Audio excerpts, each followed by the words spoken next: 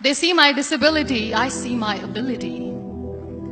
They call me disabled, I call myself differently abled. There are some incidents that happen in your life. Those incidents break you, deform you, but they mold you into the best version of you. And the same thing happened to me. I was 18 years old when I got married. My father wanted me to get married. And all I said was, if that makes you happy, I'll say yes. And of course, it was never a happy marriage. Just about after 2 years of getting married, I met a car accident. Somehow my husband fell asleep and the car fell in the ditch. He managed to jump out, saved himself. I'm happy for him. But I stayed inside the car and I sustained a lot of injuries. The list is a bit long, don't get scared. The wrist was fractured. Shoulder bone and collarbone were fractured. My whole rib cage got fractured. And because of the rib cage injury, lungs and liver were badly injured. I couldn't breathe. I lost urinary bowel control. That's why I have to wear the bag wherever I go. 3 vertebrae of my backbone were completely crushed. And I got paralyzed for the rest of my life. I finally ended up in a hospital where I stayed for 2.5 months. I underwent multiple surgeries. One day, doctor came to me and he said, well, I heard that you wanted to be an artist, but you ended up being a housewife. I have a bad news for you. You won't be able to paint again because your wrist and your arm are so deformed, you won't be able to hold a pen again. Next day, doctor came to me and said, your spine injury is so bad, you won't be able to walk again. Because of your spine injury and the fixation that you have in your back, you won't be able to give birth to a child again.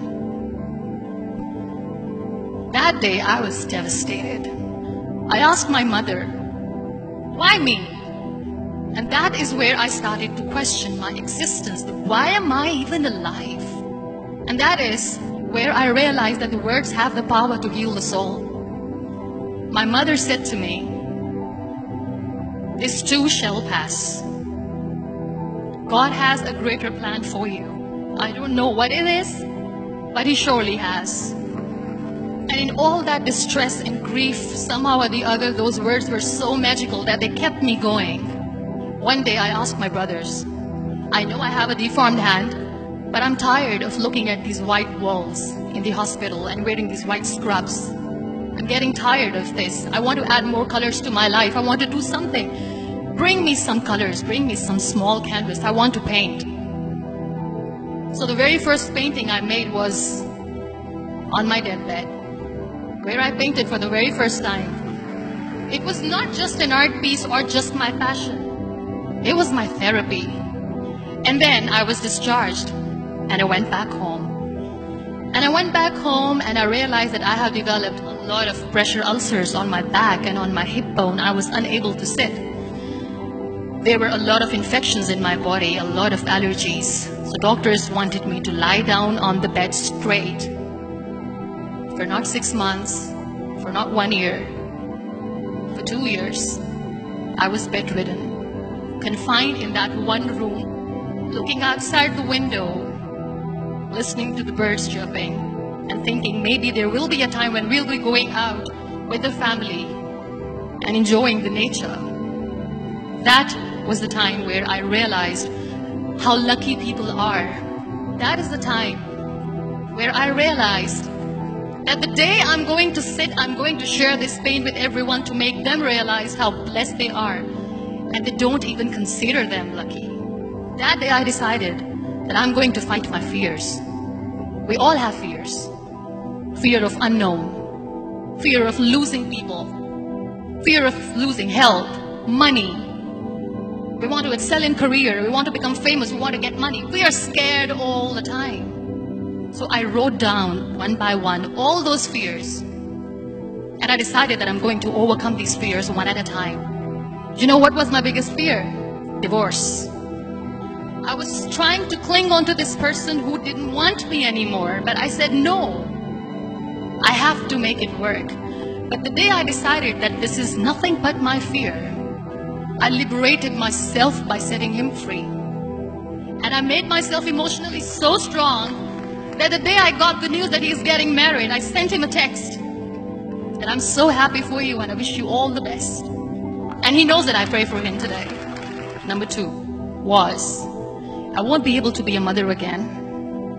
And that was quite devastating for me.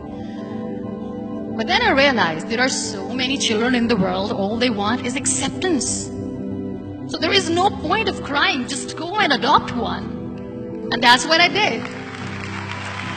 People think that they will not be accepted by the people because we, in the world of perfect people, are imperfects. So I decided that instead of starting an NGO for disability awareness, which I know will not help anyone, I started to appear more in public. I started to paint. I decided that I'm going to join the national TV of Pakistan as an anchor person. And I've been doing a lot of shows for the last 3 years. I became the National Goodwill Ambassador for UN Women Pakistan, and now I speak for the rights of women, children. We talk about inclusion, diversity, gender equality, which is a must. Every time I go in public, I always smile. It's always a big toothy smile on my face, and people ask me, don't you get tired of smiling all the time? What's the secret?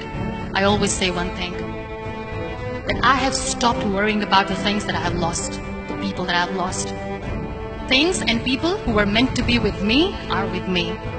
And sometimes, somebody's absence makes you a better person. Cherish their absence. It's always a blessing in disguise. Live your life fully.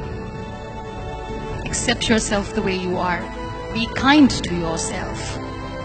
Be kind to yourself. I'll repeat, be kind to yourself, and only then you can be kind to others. Love yourself and spread that love. Life will be hard. There will be turmoil. There will be trials, but that will only make you stronger. So when you accept yourself the way you are, the world recognizes you. It all starts from within.